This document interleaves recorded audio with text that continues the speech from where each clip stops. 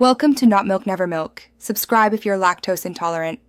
You begin by making sure the device is ready, unlocked, charged, and connected if needed.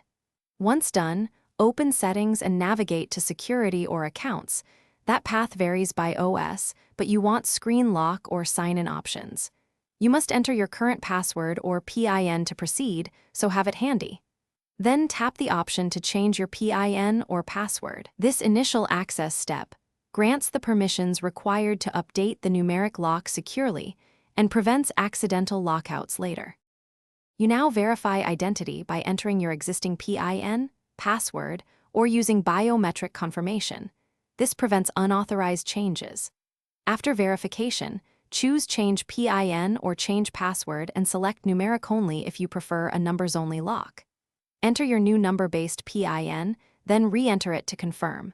Apps sometimes require extra digits or disallow simple sequences, so follow the on-screen strength hints. Make sure the new PIN is memorable for you, but not obvious to others, and avoid sequential or repeated digits.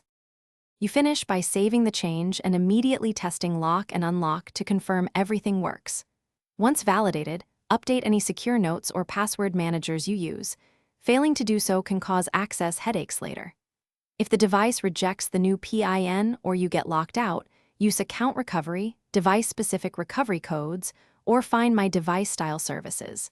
As a last resort, a factory reset will restore access but erase data. So consider backups first and proceed cautiously.